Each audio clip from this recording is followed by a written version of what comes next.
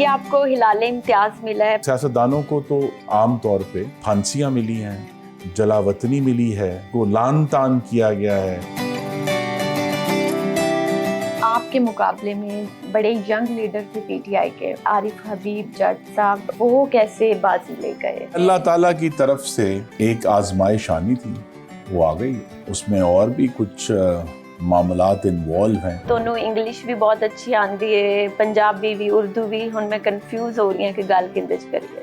बाबा फरीदगंज शक्कर दे दो शेर याद ने ते जनाब बुल्ले शाह दे याद ने, मैनू भी याद बुल्ले शाह दे दो शेर याद रह गए ने कि बुल्ले नु समझावन आईयां, यू नो, भैनां ते भरजाइयां, ते मैनू भी आंदा है। so these are just few lines। Imran Khan किताबां मंगवांदा है जेल च, ये भी खबरां आंदियां ने कि किताबां पहुंच नहीं पांदियां।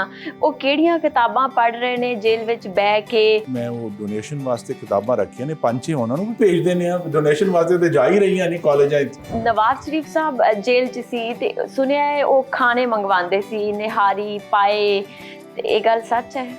नहीं जी, मियां साहब ते निहारी पाए नहीं खांदे। उन्हां दा ਜਿਹੜਾ ਸਭ ਤੋਂ ਮਸ਼ਹੂਰ ਫੇਵਰਿਟ ਫੂਡ ਹੈ ਉਹ ਦਾਲ ਚਾਵਲ ਨੇ ਜਾਂ ਆਲੂ ਗੋਸ਼ਤ ਹੈ। ਗੁਜਰਾਂਵਾਲਾ ਦੇ ਜਿਹੜੇ ਖਾਣੇ ਨੇ ਉਹਨਾਂ ਦਾ ਮਸਾਲਾ ਜ਼ਿਆਦਾ ਹੈ, ਪਾਕਿਸਤਾਨ ਦੀ ਪੋਲਿਟਿਕਸ 'ਚ ਮਸਾਲਾ ਜ਼ਿਆਦਾ ਹੈ? ਨਹੀਂ, ਪੋਲਿਟਿਕਸ 'ਚ ਡੈਫੀਨਿਟਲੀ ਬਹੁਤ ਜ਼ਿਆਦਾ ਮਸਾਲਾ। ਹਾਂ, ਇਹ ਅੱਜ ਕੀ ਪੱਕਿਆ ਹੈ? ਨਹੀਂ, ਅੱਜ ਤੇ ਤੁਸੀਂ ਅਸੀਂ ਸਿਰਫ ਤੁਹਾਨੂੰ ਚਾਹ ਪਿਆਣ ਲੱਗੇ ਤੇ ਚਾਹ ਦੇ ਟਾਈਮ ਆਇਓ। गुजरांवाले की चाय ऐसी होती है, खाना होगा तो किस तरह खाओ। Oh my God, मुझे लगता है आप दुबई लटाएंगे। हाँ, why not? अक्सर जो हमारे साथी इलेक्ट होकर आते हैं मुस्लिम लीग में, वो उनके रंग काले हुए हैं, वजन कम हुआ है, बुरा हाल हुआ है। वो मुझे कहते हैं पूनम तुम्हारा वजन नहीं कभी कम हुआ, तुम्हें कभी नहीं लगा? मैंने कहा मैं गुजरांवाला में इलेक्शन लड़ता हूँ भाई। हाँ, खाते हैं आप हलवा पूरी? कभी कभी बहुत। अब बहुत ज्यादा घी होता है उसमें। वो क्या होता है? घी हम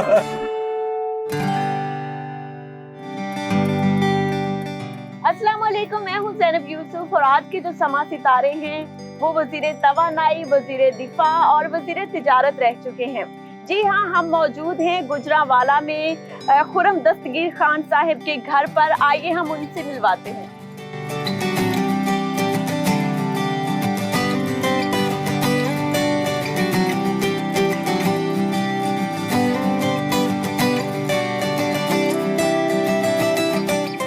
अस्सलाम वालेकुम सर, ਤੁਹਾਡਾ ਕੀ ਹਾਲ ਹੈ?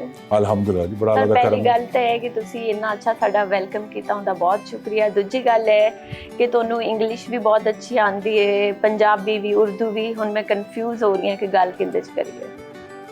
ਤੁਹਾਡੀ ਆਸਾਨੀ ਜਿਹਦੇ ਵਿੱਚ ਹੈ, ਲੇਕਿਨ ਪੰਜਾਬੀ ਕਹਿ ਸਕते हैं कि मेरी तीसरी ज़बान है। अच्छा। हाँ, क्योंकि बहुत सारे पंजाबी घरां दी तरह एक बड़ी अजीब गल है कि साढ़े वालदैन ने साढ़े उर्दू बोली बचपन कि जी उर्दू बोलनी चाहिए, तो फिर जी तालीम सी सारी अंग्रेज़ी च सी, तो वक्त के नाल नाल जिहड़ा ना वो अंग्रेज़ी ज़्यादा हावी हुई, अंग्रेज़ी ज़्यादा किताबां पढ़ियां, तो पंजाबी तो मैं सियासत च आके सीखी, क्योंकि मैनू एहसास होया कि मेरे जिहड़े वोटर ने अगर उन्हां नाल मैं उर्दू बोलदा सां तो वो ज़रा सीरियस हो जांदे सन। सर ਤੁਹਾਡੇ ਅੱਬਾ ਨੇ ਤਾਂ ਪੂਰੀ ਜ਼ਿੰਦਗੀ ਸਿਆਸਤ ਕੀਤੀ ਆ ਤੇ ਉਹਨਾਂ ਨੂੰ ਇਹ ਨਹੀਂ ਸੀ ਕਿ ਮੇਰੇ ਬੇਟੇ ਨੇ ਟੇਕ ਅਪ ਕਰਨਾ ਹੈ, ਤੈਨੂੰ ਪੰਜਾਬੀ ਸਿਖਾਉਣਾ ਜ਼ਰੂਰੀ ਹੈ? ਨਹੀਂ, ਉਹਨਾਂ ਦੇ ਜ਼ਿਹਨ ਵਿੱਚ ਨਹੀਂ ਸੀ। ਉਹਨਾਂ ਦਾ ਖਿਆਲ ਸੀ ਕਿ ਉਰਦੂ ਜਿਹੜੀ ਹੈ ਉਹ ਕਾਫੀ ਹੈ, ਕਿਉਂਕਿ ਉਰਦੂ ਪਾਰਲੀਮਾਨ ਦੀ ਜ਼ਬਾਨ ਵੀ ਹੈ ਤੇ ਮੀਡੀਆ ਦੀ ਜ਼ਬਾਨ ਵੀ ਹੈ, ਮੀਡੀਆ ਦੇ ਨਾਲ ਵੀ ਉਰਦੂ 'ਚ ਗੱਲ ਕਰਨੀ ਹੈ। ਲੇਕਿਨ ਉਹਨਾਂ ਦੀ ਖੁਆਇਸ਼ ਹੈ ਸੀ ਕਿ ਤੁਸੀਂ ਟੇਕ ਅਪ ਕਰੋਗੇ ਸੀਟ ਉਹਨਾਂ ਦੀ? ਜੀ, ਉਹਨਾਂ ਦੀ ਖੁਆਇਸ਼ ਸੀ, ਲੇਕਿਨ ਉਹ ਇੱਕ ਸਮਝੋ ਵਕਤ ਦੇ ਬਹੁਤ ਸਾਰੇ ਹਾਦਸੇ ਨੇ ਜਿਹੜੇ ਬੰਦੇ ਦੀ ਜ਼ਿੰਦਗੀ ਦਾ ਜਿਹੜਾ ਰੁਖ ਹੈ ਉਹ ਇੱਥੋਂ ਚੁੱਕ ਕੇ ਇੱਥੇ ਕਰ ਦਿੰਦੇ ਨੇ। ਤੇ ਉਹ ਹਾਦਸਾ ਜਿਹੜਾ ਸੀ ਉਹ ਸਾਡੇ ਵਾਸਤੇ 1999 ਦਾ ਜਨਰਲ ਪਰਵੇਜ਼ ਮੁਸ਼ਰਫ ਦਾ ਜਿਹੜਾ ਕੂਹ ਸੀ, ਉਹਦੇ ਬਾਅਦ ਫਿਰ ਖਾਨ ਸਾਹਿਬ ਨੇ, ਮੇਰੇ ਵਾਲਿਦ ਸਾਹਿਬ ਨੇ ਫੈਸਲਾ ਕੀਤਾ ਕਿ ਜੀ ਹੁਣ ਸਿਆਸਤ ਤੁਸੀਂ ਕਰਨੀ ਹੈ। ਤੇ ਉਹ ਫਿਰ ਇਹ ਵੀ ਹੋਇਆ ਕਿ ਉਹ ਤਾਲੀਮ ਦੀ ਵੀ ਸ਼ਰਤ ਲੱਗ ਗਈ, ਤੇ ਇੱਕ ਵਕਤ ਵੀ ਹੁੰਦਾ ਹੈ ਹਰ ਬੰਦੇ ਦੀ, ਤੇ ਉਹਨਾਂ ਨੂੰ ਇਹ ਅਹਿਸਾਸ ਸੀ ਕਿ ਇਸ ਏਜ ਦੇ ਉੱਤੇ ਜਿਹੜੀ ਉਸ ਵੇਲੇ ਸੀ ਉਹਨਾਂ ਦੀ ਕਿ ਇੱਕ ਪਾਕਿਸਤਾਨ ਦੀ ਸਿਆਸਤ ਜਿਹੜੀ ਹੈ ਉਹ ਹਰ 10 ਸਾਲ ਬਾਅਦ ਉਹ ਦੁਬਾਰਾ ਸੈੱਟ ਹੁੰਦੀ ਹੈ। ਅੱਛਾ। ਤੇ ਉਹਨੇ ਕਿਹਾ ਜੀ ਹੁਣ ਤੇ 10 ਸਾਲ ਲੱਗਣੇ ਨੇ, ਤੇ 10 ਸਾਲ ਤੇ ਮਜ਼ੀਦ ਉਹਨਾਂ ਦਾ ਖਿਆਲ ਸੀ ਕਿ ਉਹ ਸਿਆਸਤ ਨਹੀਂ ਕਰਨਗੇ, ਸਿਹਤ ਵੀ ਥੋੜੀ ਜੀ ਉਹਦੇ ਅਸਰ ਪਿਆ ਸੀ ਤੇ ਬਸ ਫਿਰ ਉਹ ਮੈਂ 2002 ਦਾ ਪਹਿਲਾ ਇਲੈਕਸ਼ਨ ਸੀ ਜਦੋਂ ਮੈਂ ਲੜਿਆ ਤੇ 2002 ਦਾ ਇਲੈਕਸ਼ਨ ਤੋਂ ਮੈਂ ਲੜਿਆ ਸਾਂ ਉਹਦੇ ਦੋ ਬੜੇ ਮੇਰੇ ਉੱਤੇ ਅਸਰ ਨੇ। ਇੱਕ ਅਸਰ ਹੈ ਕਿ ਮੈਂ ਆਪਣਾ ਸ਼ਹਿਰ ਗੁਜਰਾਂਵਾਲਾ ਪਹਿਲੀ ਦਫਾ ਸਹੀ ਤਰ੍ਹਾਂ ਵੇਖਿਆ। ਅੱਛਾ, ਮਸਲਨ ਤੁਸੀਂ ਕੈਂਪੇਨ ਕੀਤੀ? ਮੈਂ ਕੈਂਪੇਨ ਕੀਤੀ, ਲੇਕਿਨ ਸਹੀ ਤਰ੍ਹਾਂ ਵੇਖਣ ਦਾ ਮਤਲਬ ਹੈ ਕਿ ਜਦੋਂ ਤੁਸੀਂ ਕੈਂਪੇਨ ਕਰਦੇ ਹੋ ਫਿਰ ਤੁਸੀਂ ਐਸੇ ਘਰਾਂ 'ਚ ਜਾਂਦੇ ਹੋ ਜਿੱਥੇ ਮਿੱਟੀ ਦੇ ਫਰਸ਼ ਨੇ, ਬਿਲਕੁਲ, ਤੇ ਐਸੇ ਘਰਾਂ 'ਚ ਜਾਂਦੇ ਹੋ ਜਿੱਥੇ ਹਾਈਐਸਟ ਕੀਮਤੀ ਤਰੀਨ ਮਾਰਬਲ ਲੱਗੇ। ਤੇ ਗੁਜਰਾਂਵਾਲੇ 'ਚ ਤੇ ਉਹ ਸਾਰੇ ਕੰਟਰਾਸਟ ਮੌਜੂਦ ਨੇ ਨਾ ਜੀ ਇੱਕੋ ਹੀ ਹਲਕੇ 'ਚ। ਬਿਲਕੁਲ, ਉਹ ਗੁਜਰਾਂਵਾਲਾ ਦੀ ਬਹੁਤ ਸਾਰੀ ਆਬਾਦੀਆਂ, ਬਹੁਤ ਸਾਰੀਆਂ ਸੜਕਾਂ, ਯਾਨੀ ਸੱਚੀ ਗੱਲ ਹੈ ਕਿ ਉਹ ਉਸ ਕੈਂਪੇਨ ਦੇ ਬਾਅਦ ਮੇਰੇ ਜ਼ਿਹਨ ਵਿੱਚ ਗੁਜਰਾਂਵਾਲਾ ਦਾ ਪੂਰਾ ਨਕਸ਼ਾ ਜਿਹੜਾ ਹੈ ਉਹ ਵਾਜ਼ੇ ਹੋਇਆ ਕਿ ਕਿਹੜੀ ਸੜਕ ਕਿੱਥੇ ਜਾ ਰਹੀ ਹੈ, ਕਿਹੜੀ ਗਲੀ ਕਿਹੜੇ ਪਾਸੇ ਹੈ, ਕਿਹੜਾ ਮਹੱਲਾ ਕਿੱਥੇ ਹੈ। ਉਹਦੀ ਵਜ੍ਹਾ ਨਾਲ ਬਹੁਤ ਮੇਰੇ ਉੱਤੇ ਯਾਨੀ ਇੱਕ ਤਾਂ ਆਪਣੇ ਸ਼ਹਿਰ ਦਾ ਅਹਿਸਾਸ ਹੋਇਆ, ਦੂਸਰਾ ਪੰਜਾਬੀ ਜ਼ਬਾਨ ਦਾ ਅਹਿਸਾਸ ਹੋਇਆ ਕਿ ਤੁਹਾਨੂੰ ਸੈਟਲ ਹੋਣ 'ਚ ਔਖਾ ਲੱਗਿਆ ਹੋਇਆ ਕਿ ਹੁਣ ਗੁਜਰਾਂਵਾਲਾ ਮਤਲਬ ਤੁਸੀਂ USA ਤੋਂ ਸਿੱਧਾ ਇੱਥੇ ਆਏ, ਤੁਸੀਂ ਮਿੱਟੀ ਵੀ ਵੇਖੀ, ਲੋਕਾਂ ਦੇ ਹਾਲਾਤ ਵੀ ਵੇਖੇ, ਤਾਂ ਤੁਹਾਨੂੰ ਲੱਗਿਆ ਨਹੀਂ ਕਿ ਨਹੀਂ ਮੈਂ ਨਹੀਂ ਕਰ ਸਕਦਾ?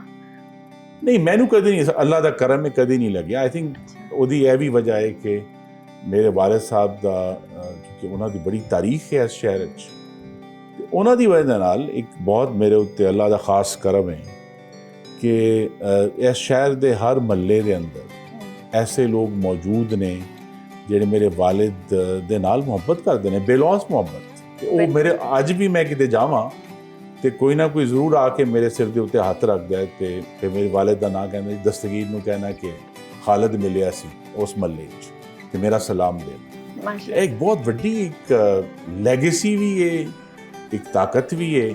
ਬਿਲਕੁਲ, ਤੁਸੀਂ ਬਹੁਤ ਲੱਕੀ ਹੋ, ਤੁਹਾਡੇ ਅੱਬਾ ਨੇ ਤੁਹਾਨੂੰ ਇੰਨਾ ਪੈਂਪਰ ਰੱਖਿਆ।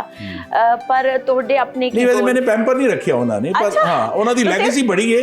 ਲੇਕਿਨ ਇਹਦੇ ਵਿੱਚ ਮੇਰੀ ਵਾਲਦਾ ਦਾ ਬੜਾ ਰੋਲ ਹੈ ਕਿ ਮੈਂ ਹਾਲਾਂਕਿ 5 ਭੈਣਾਂ ਦਾ ਇਕੱਲਾ ਭਾਈ ਹਾਂ। ਅੱਛਾ, ਲੇਕਿਨ ਉਹਨਾਂ ਨੇ ਸਾਨੂੰ ਬੜਾ ਬਰਾਬਰ ਰੱਖਿਆ ਪੂਰੀ। ਉਹਨਾਂ ਨੇ ਇਨਸਿਸਟ ਕੀਤਾ ਕਿ ਮੇਰੀ ਜਿਹੜੀਆਂ ਸਾਰੀਆਂ ਹਮਸ਼ੀਰਾਂ ਨੇ ਉਹਨਾਂ ਨੂੰ ਵੀ ਉਹ ਮੁਕੰਮਲ ਤਾਲੀਮ ਹਾਸਲ ਹੋਈ। ਕੋਈ ਡਾਕਟਰ ਬਣਿਆ, ਕੋਈ MA ਸਾਈਕੋਲੋਜੀ ਬਣਿਆ, ਕੋਈ MA ਅੰਗਰੇਜ਼ੀ ਕੀਤਾ। उस लिहाज नाल पैम्पर नहीं कीता कि जी कोई पुत्र है तो यह होएगा। अच्छा सर, ये आपको हिलाल इम्तियाज मिला है, पहले तो इसकी बहुत ज़्यादा मुबारकबाद, और मिला क्यों है ये बता दें लोगों को। जी हिलाल इम्तियाज, बहुत शुक्रिया आपका, खैर मुबारक।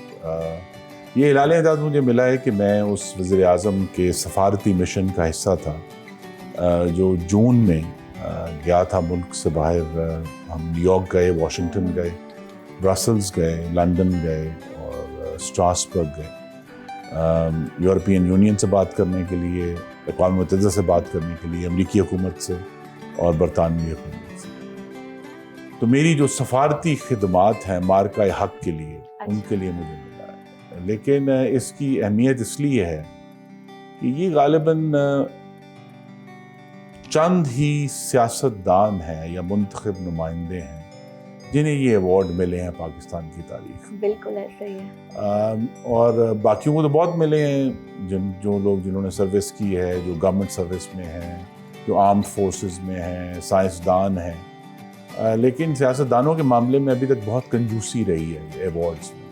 तो ये इसलिए जो है मेरे लिए इसकी बड़ी वैल्यू है कि क्योंकि सियासतदानों को तो आम तौर पे फांसियाँ मिली हैं, जलावतनी मिली है, उनको मतून किया गया है, उनको लान तान किया गया है, उनके ऊपर बग़ैर किसी वजह के उनके ख़ानदानों को घसीटा गया है इन सारे मामलात में।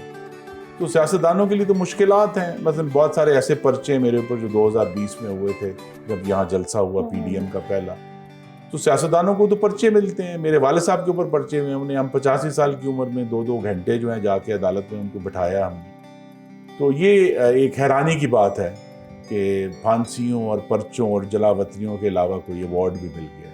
तो सर एसेट्स डिक्लेरेशन ना होने पर 2022-23 के तो आपको डिस्क्वालीफाई कर दिया गया था। अब आपकी क्या लाए अमल है आपका? मुझे वो डिस्क्वालिफिकेशन मैं चैलेंज कर रहा हूँ क्योंकि हाँ, क्योंकि मेरे ख्याल में जो मेंबरान नहीं रहे, अब मैं नहीं हूँ पार्लियामेंट, बिल्कुल, तो मेरे पे उसका इतलाक नहीं होता। तो वो एक समझे कि बड़ी दिलचस्प कानूनी बहस है जिसमें मैं इस वक्त उसका हिस्सा हूँ, देखिए उसका क्या नतीजा निकलता है। अच्छा, आप काफी मतलब इंजॉय कर रहे हैं स्पेस को। हाँ, मैं स्पेस को बड़ा एंजॉय कर रहा हूँ कि मेरे पास बहुत अरसे के बाद मुझे वक्त मिला है चीज़ों को बहुत तफसील से देखने का और अपनी फैमिली को मिलने का, जो मैं उनसे 15 साल नहीं मिला, अपने बच्चों को। बल्कि ये भी एक चीज़ है कि सियासतदान जो हैं बहुत सारे मेरी तरह के, वो अपनी फैमिली को वक्त नहीं दे पाते। मतलब मैंने अपने बच्चों को बड़ा होते हुए नहीं देखा। ये मेरी ज़िंदगी के जो चंद अफसोस हैं उनमें एक ये भी है। अच्छा।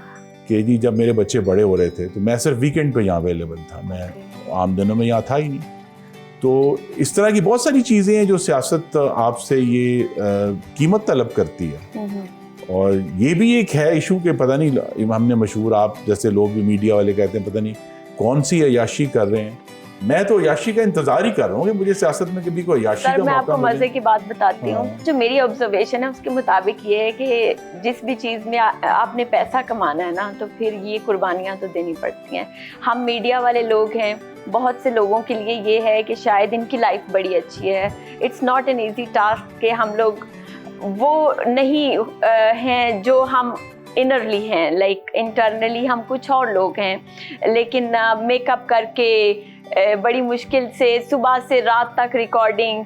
तो आई थिंक ये सारी चीज़ें इंसान अपने नाम के लिए, मकाम के लिए कर रहा है, तो ये तो फिर सैक्रिफाइस नहीं। तो इसलिए मैंने कहा कि मुझे उसका सियासत पे आने का कोई अफसोस नहीं है। अफसोस यही है कि उसमें जो मेरी फैमिली है उसको मेरे बच्चों का जो हक था मेरे पे, वो शायद मैं पूरी तरह अदा नहीं कर पाया। तो लिहाजा वो एक है इशू। लेकिन ये है कि ज़ाहिर है हर शख्स को अपना काम मुश्किल लगता है। जो आप डॉक्टर से पूछेंगे जो लगता है कि पता नहीं सारे पहाड़ वही जो है ना तोड़े हैं, और इंजीनियर से पूछेंगे तो, और जो पहाड़ तोड़ने वाला है वो भी यही कहेगा जो डॉक्टर कह रहा है। बिल्कुल। अच्छा, बाहर दे मुल्क तुसी रहे उत्थे तोनू की करना पिया अपने हत्थां नाल? जी हर शाई करनी पई। फिर असी कपड़े भी धोते ने अपने, खुद इस्त्री भी कीते ने, खाने भी बनाए ने, सफाइयां भी कीतियां ने। अच्छा। और जॉब्स भी कीते ने अपनी यूनिवर्सिटी दे अंदर। पैसे बचाने की कोशिश करते सी या इत्थों भेज दिंदे सी अब्बा? नहीं, मैं तो बहुत कोशिश करता था। मेरी तो कोशिश थी कि मैं अपने वालदैन दे उत्ते बोझ ना ही पाऊं। ते इस वजह नाल सी बड़ी कोशिश की थी कि अपना जो यूजुअल रनिंग एक्सपेंसेस ने वो किसी तरह हासिल कर लईए। तो मैं बहुत सारा लंबा जॉब अपनी यूनिवर्सिटी की लाइब्रेरी कीता है। मैं उत्थे उस जमाने इंटरनेट नहीं सी, मैं इन्ना पुराना हो गया। तो मुख्तलिफ यूनिवर्सिटी के जोड़े डिपार्टमेंट सन उत्थे उन्होंने फिल्म्स वो दिखाते सन डेमोनस्ट्रेशन वास्ते। असी उस ग्रुप का हिस्सा था जोड़ा वो सारा इक्विपमेंट जोड़ा है एक क्लासरूम तो लैके दूजे को जाके फिल्म सैट करता सी to make sure that everything is fine when it's needed.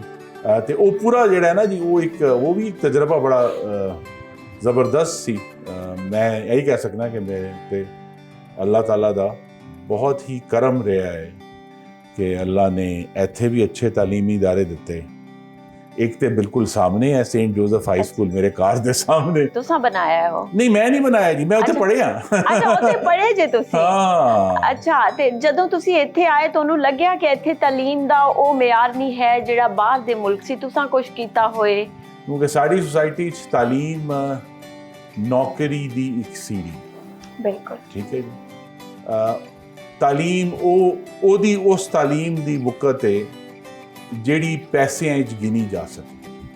ठीक है जी, कि तुसी ए पढ़िया ते ए नौकरी मिली है, ए पढ़िया ते तुसी डॉक्टर बने हो ते तुसी प्रैक्टिस कर रहे हो, या ए पढ़िया तुसी इंजीनियर बने हो तानू नौकरी मिल गई। लेकिन तालीम दी जेड़ी रियल वैल्यू है, तालीम बराए तालीम कि बंदे नू इंसान बनाना, वो साढ़े मुआशरे च नहीं, वो बहुत घट लोगों के अंदर वो सेंस है। दूजा जी मैनू फर्क महसूस होया वो है कि पंजाबी दे लफ्ज़ कोई नहीं होते वास्ते, अंग्रेजी बोलनी पड़ेगी। इंटेलैक्चुअल इंटैग्रिटी। बहुत अरसा पहले मैं जो अखबार लिखना शुरू किया तो उस वेले एक एडिटर साहब सन, उन्होंने मैनू फोन किया कि जी ए तुसी अपने हर मजमून जी भी कोटेशन देंदे हो दा क्यों लिख दियो कि ए ने लिखिया है। मैं कह जी मैं रह नहीं सकता, मेरी तालीम इस तरह दी है। ਤੇ ਕਹਿੰਦੇ ਨੇ ਇੱਥੇ ਤੇ ਕੋਈ no one bothers। मैंने कहा जी कोई बॉदर करे ना करे, मेरी इंटेग्रिटी ये कहती है कि अगर मैं किसी और दे अल्फाज इस्तेमाल कीते ने मैं लिखांगा कि मैं किसी ते एक ਇਹ ਵੀ ਇਹ ਦੂਜਾ ਇੱਕ ਇੱਥੇ ਸੱਚੀ ਗੱਲ ਹੈ ਕਿ ਪਾਕਿਸਤਾਨ ਵਿੱਚ ਬਾਜ਼ ਬਹੁਤ ਥੋੜੀਆਂ ਜਗ੍ਹਾ ਤੇ ਹੈ ਰਿਸਰਚ ਦੀ ਵੀ ਕੋਈ ਵੈਲਿਊ ਨਹੀਂ, ਕਿਉਂਕਿ ਰਿਸਰਚ ਜਿਹੜੀ ਹੈ ਉਹ ਫੌਰੀ ਤੌਰ ਤੇ ਰੁਪਏ 'ਚ ਟ੍ਰਾਂਸਲੇਟ ਨਹੀਂ ਹੁੰਦੀ ਨਾ, ਤੇ ਉਹਦੀ ਵਕਤ ਕੋਈ ਨਹੀਂ ਹੈ ਕਿ ਯਾਰ ਇਹ ਅਗਨ ਪਾਗਲ ਲੱਗਿਆ ਆਪਣੀ ਜ਼ਿੰਦਗੀ ਫੋੜ ਰਿਹਾ ਉੱਥੇ ਲੈਬ ਵਿੱਚ, ਕੀ ਕਰ ਰਿਹਾ ਹੈ, ਠੀਕ ਹੈ ਜੀ। ਤੇ ਇਹ ਕੌਣ ਬੰਦਾ ਹੈ ਜਿਹੜਾ ਪੜ੍ਹੀ ਜਾ ਰਿਹਾ ਹੈ, ਬਿਲਕੁਲ ਬਿਲਕੁਲ। ਲੇਕਿਨ ਇਹ ਮਸਲਨ research, intellectual integrity and education writer ਦੀ ਵੀ ਇੱਥੇ ਕੋਈ ਵਕਤ ਨਹੀਂ, ਬੇਸ਼ੱਕ ਉਹ ਜਿੰਨਾ ਵੀ ਅੱਛਾ ਲਿਖ ਰਿਹਾ ਹੈ ਦੀ ਉਹਦੀ ਉਹੀ ਵਕਤ ਹੈ ਜਿਹੜਾ ਬੈਸਟ ਸੈਲਰ ਹੈ, ਜਿਹਦੀ ਕਿਤਾਬਾਂ ਵਿਕ ਰਹੀਆਂ ਨੇ ਉਹ ਬਹੁਤ ਅੱਛਾ ਹੈ। ਬਿਲਕੁਲ। ਜਿਹੜੀ ਕਿਤਾਬ ਕਿਸੇ ਨੇ ਨਹੀਂ ਪੜ੍ਹੀ ਉਹਨੇ ਕਹਾ ਜੀ ਇਹ ਬੇਕਾਰ ਹੈ। ਅੱਛਾ, ਇਸ ਦੀ ਵਜ੍ਹਾ ਤੁਸੀਂ ਕੀ ਲੱਭਣ ਦੀ ਕੋਸ਼ਿਸ਼ ਕੀਤੀ? ਮਤਲਬ ਮੈਂ ਤੇ ਲੱਭਣ ਦੀ ਕੋਈ ਕੋਸ਼ਿਸ਼ ਨਹੀਂ ਕੀਤੀ ਜੀ, ਮੈਂ ਤੇ ਆਬਜ਼ਰਵਰ ਆ, ਮੈਂ ਆਬਜ਼ਰਵ ਕਰ ਰਿਹਾ। ਕੋਸ਼ਿਸ਼ ਇਹੀ ਹੈ ਜਿਹੜੀ ਸਮਝ ਆਈ ਹੈ ਉਹ ਇਹੀ ਹੈ ਕਿ ਪਾਕਿਸਤਾਨ ਦੀ ਸੋਸਾਇਟੀ 'ਚ ਹੁਣ ਵੀ ਅਸੀਂ ਉਹਨੂੰ ਇਹ ਨਹੀਂ ਕਹਿ ਸਕਦੇ ਜਾਲੀਅਤ ਨਾ ਖਾਨਦਗੀ ਇੰਨੀ ਵੱਡੀ, ਉਹਦੇ ਇੰਨਾ ਗਹਿਰਾ ਇਲਿਟਰੇਸੀ ਰੇਟ, ਇੱਕ ਇਲਿਟਰੇਸੀ ਵੀ ਨਹੀਂ, ਜਿਹੜੇ ਲਿਟਰੇਟ ਨੇ ਉਹਨਾਂ ਦੀ ਵੀ ਐਟੀਟਿਊਡ ਇਲਿਟਰੇਟ ਦੇ ਨੇ। ਬਿਲਕੁਲ। ਮਤਲਬ ਆਪਾਂ ਇਹ ਸਮਝਦੇ ਹਾਂ ਕਿ ਡਿਗਰੀ ਜਿਹੜੀ ਹੈ ਉਹ ਨਹੀਂ ਦੱਸ ਸਕਦੀ ਕਿ ਤੁਸੀਂ ਲਿਟਰੇਟ ਹੋ। ਐਬਸੋਲੂਟ। ਬਿਲਕੁਲ। ਡਿਗਰੀ ਨਹੀਂ ਦੱਸਦੀ ਜਾਂ ਕੋਈ ਸਨਦ ਨਹੀਂ ਦੱਸ ਸਕਦੀ। ਬਿਲਕੁਲ ਨਹੀਂ, ਸਨਦ ਇਹ ਤੇ ਦੱਸਦੀ ਹੈ ਕਿ ਤੁਹਾਨੂੰ ਪੜ੍ਹਨਾ ਆਉਂਦਾ ਹੈ ਉਰਦੂ ਜਾਂ ਅੰਗਰੇਜ਼ੀ। ਬਿਲਕੁਲ। ਪਰ ਸਨਦ ਇਹ ਨਹੀਂ ਦੱਸਦੀ ਕਿ ਤੁਸੀਂ ਪੜ੍ਹੇ ਲਿਖੇ ਹੋ ਕਿ ਨਹੀਂ, ਇਹ ਫਰਕ ਹੈ। ਸਰ, ਇੰਨੀਆਂ ਸਾਰੀਆਂ ਕਿਤਾਬਾਂ ਪੜ੍ਹਦੇ ਵੀ ਹੋ ਜਾਂ ਫਿਰ ਬਸ ਜ਼ਖੀਰਾ ਅੰਦੋਜ਼ੀ ਦਾ ਸ਼ੌਕ ਸੀ? ਨਹੀਂ, ਬਹੁਤ ਸਾਰੀਆਂ ਪੜ੍ਹੀਆਂ ਨੇ, ਪੜ੍ਹੀਆਂ ਵੀ ਨੇ ਤੇ ਬਹੁਤ ਸਾਰੀਆਂ ਪੜ੍ਹਨੀਆਂ ਨੇ ਹੁਣ ਵੀ। ਅੱਛਾ। ਤੇ ਹਾਂ, ਇਹ ਤੇ ਇੱਕ ਔਨ-ਗੋਇੰਗ ਪ੍ਰੋਸੈਸ ਹੈ। ਮੇਰੇ ਖਿਆਲ ਵਿੱਚ ਜਿਹੜੀ ਰੇਸ਼ੋ ਹੈ ਕਿ ਜੀ ਤੁਸੀਂ 10 ਕਿਤਾਬਾਂ ਖਰੀਦਦੇ ਹੋ ਉਹਦੇ ਵਿੱਚ ਕੋਈ 3 ਜਾਂ 4 ਪੜ੍ਹਦੇ ਹੋ ਫੌਰੀ। ਅੱਛਾ, ਪਹਿਲੇ ਤੁਸੀਂ ਸੁਣਦੇ ਹੋ ਉਸ ਕਿਤਾਬ ਦੇ ਬਾਰੇ ਕਿ ਇਹ ਅੱਛੀ ਕਿਤਾਬ ਹੈ ਤੇ ਇਹ ਪੜ੍ਹਨੀ ਚਾਹੀਦੀ ਹੈ? ਜੀ ਜੀ, ਮੈਂ ਤੇ ਬਹੁਤ ਡਿਵੋਟਿਡ ਰੀਡਰ ਹਾਂ ਜੀ ਬੁੱਕ ਰਿਵਿਊਜ਼ ਦਾ, ਜਿਹੜੇ ਪਾਕਿਸਤਾਨ ਦੇ ਨਹੀਂ ਪਰ ਬਾਹਰ ਛਪਦੇ ਨੇ। ਜੀ ਜੀ। ਹਾਂ, ਤੇ ਉਸ ਤੋਂ ਅਸੀਂ ਜੱਜ ਕਰਨੇ ਆ ਕਿ ਕਿਹੜੀ ਕਿਤਾਬ। ਪਾਕਿਸਤਾਨ ਦੇ ਵੀ ਪੜ੍ਹਨੇ, ਲੇਕਿਨ ਪਾਕਿਸਤਾਨ ਵਿੱਚ ਬੁੱਕ ਰਿਵਿਊ ਅਵਲ ਤੇ ਕਿਤਾਬਾਂ ਛਪਦੀਆਂ ਹੀ ਘੱਟ ਨੇ, ਉਹਦੇ ਵਿੱਚ ਕਦੀ ਕਦੀ ਕੋਈ ਕਿਤਾਬ ਐਸੀ ਜਿਹੜੀ ਵੈਰੀ ਵੈਲ ਰਿਵਿਊਡ ਹੋਏ ਤੇ ਅਸੀਂ ਪੜ੍ਹ ਲੈਂਦੇ ਹਾਂ ਉਹਨੂੰ। ਸਰ, ਕਿੰਜ ਦੀਆਂ ਕਿਤਾਬਾਂ ਪੜ੍ਹਨ ਦਾ ਸ਼ੌਕ ਰੱਖਦੇ ਹੋ? Novels, historical, documentary? ਨਹੀਂ ਜੀ, ਪਹਿਲੇ ਮੈਂ ਨੋਵਲ ਪੜ੍ਹਦਾ ਸਾਂ, ਉਹ ਨੋਵਲ ਘਟ ਗਏ ਨੇ। ਸਰ, ਮੈਂ ਨੋਵਲ ਪੜ੍ਹਦੀ ਹਾਂ, ਮੈਂ ਚਾਹੁੰਦੀ ਹਾਂ ਮੈਂ ਇਨਫੋਰਮੇਟਿਵ ਬੁੱਕਸ ਪੜ੍ਹਾਂ, ਉਹਦਾ ਕੀ ਤਰੀਕਾ? ਨਹੀਂ, ਹੁਣ ਮੈਂ ਨੋਵਲ ਸਿਰਫ ਉਹੀ ਪੜ੍ਹਨਾ ਜਿਹੜੇ ਬੁੱਕ ਰਿਵਿਊਜ਼ ਦੇ ਅੰਦਰ ਨਾ ਜੀ ਕੋਈ ਕਹੇ ਕਿ ਜੀ ਬਸ ਮਸਟ ਰੀਡ ਹੈ, ਜ਼ਰੂਰ ਪੜ੍ਹਨਾ ਹੈ। ਅਦਰਵਾਈਜ਼ ਪਹਿਲੇ ਮੈਂ ਬਹੁਤ ਸਾਰਾ ਫਿਕਸ਼ਨ ਖਰੀਦਦਾ ਸਾਂ, ਬਲਕਿ ਇਹ ਵੀ ਦਿਲਚਸਪ ਗੱਲ ਹੈ ਕਿ ਪਿਛਲੇ 3-4 ਹਫ਼ਤੇ 'ਚ ਮੈਂ ਆਪਣੀ ਕਿਤਾਬਾਂ ਪੂਰੀਆਂ ਰੀਆਰਗਨਾਈਜ਼ ਕੀਤੀਆਂ ਨੇ ਤੇ ਪੂਰਾ ਇੱਕ ਨੋਵਲਾਂ ਦਾ ਢੇਰ ਹੈ ਜਿਹੜਾ ਮੈਂ ਕੱਢਿਆ ਹੈ ਕਿ ਮੈਂ ਕਾਲਜਸ ਨੂੰ ਅਤੀਆ ਕਰ ਦਿਆਂਗਾ, ਡੋਨੇਟ ਕਰ ਦਿਆਂਗਾ। ਮੈਂ ਲੈ ਕੇ ਜਾਵਾਂਗੀ, ਤੁਸੀਂ ਲੈ ਕੇ ਜਾਓ ਅਗਰ ਤੁਹਾਨੂੰ ਕੋਈ ਚੰਗਾ ਲੱਗਦਾ। ਉਹ ਦੇਣ ਵਾਸਤੇ ਨਹੀਂ, ਉਹ ਤੇ ਕਹਿੰਦੇ ਫੈਜ਼ੇ ਆਮ ਹੈ, ਤੁਸੀਂ ਫੈਜ਼ੇ ਆਮ ਹੈ, ਤੁਸੀਂ ਤੁਹਾਨੂੰ ਕੋਈ ਚੰਗਾ ਲੱਗਦਾ ਜ਼ਰੂਰ ਮੈਂ ਤੁਹਾਨੂੰ ਰეკਮੈਂਡ ਕਰਦਾ ਨਾ। ਕਿਹੜੀ ਸਰ ਤੁਹਾਡੀ ਫੇਵਰਿਟ ਕਿਤਾਬ ਕਿਹੜੀ ਹੈ? ਜਿਵੇਂ ਮੇਰੀ ਫੇਵਰਿਟ ਕਿਤਾਬ ਰਿਚ ਡੈਡ ਪੂਅਰ ਡੈਡ ਹੈ। ਰੀਅਲੀ? ਯੈਸ। ਅੱਛਾ, ਨਹੀਂ ਮੇਰੀਆਂ ਤੇ ਬਹੁਤ ਸਾਰੀਆਂ। ਇੱਕ ਦੱਸੋ ਮਤਲਬ। ਨਹੀਂ, ਉਹ ਮੇਰੀ ਬੜੀ ਸੀਰੀਅਸ ਕਿਤਾਬ ਹੈ। ਅੱਛਾ। ਡੇਵਿਡ ਲੈਂਡਿਸ ਦੀ ਕਿਤਾਬ ਹੈ the wealth and poverty of nations, ਮੇਰੇ ਖਿਆਲ ਤੋਂ ਬੜੀ ਜ਼ਬਰਦਸਤ ਕਿਤਾਬ ਹੈ। ਅੱਛਾ। ਜਾਂ ਜੈਰਡ ਡਾਇਮੰਡ ਦੀ ਕਿਤਾਬ ਹੈ ਗਨਸ, ਜਰਮਸ ਐਂਡ ਸਟੀਲ। ਇਹ ਉਹ ਕਿਤਾਬਾਂ ਨੇ ਜਿਹੜੀਆਂ ਤੁਹਾਨੂੰ ਇਹ ਸਮਝਾਉਣ ਤਾਰੀਖ ਨੂੰ ਕੋਈ ਸਮਝਾਉਂਦੀਆਂ ਨੇ ਕਿ ਯਾਰ ਇਹ ਕਿਉਂ ਹੋਇਆ, ਇਹ ਪੈਟਰਨ ਕਿਉਂ ਆਇਆ। ਮਸਲਨ ਜਾਂ ਅਗਰ ਇਹ ਮੁਲਕ ਅੱਜ ਅੱਗੇ ਹੈ ਤਾਂ ਕਿਉਂ ਅੱਗੇ ਹੈ, ਜਾਂ ਮੁਸਲਮਾਨ ਅਗਰ ਪਿੱਛੇ ਰਹਿ ਗਏ ਤਾਂ ਕਿਉਂ ਰਹਿ ਗਏ।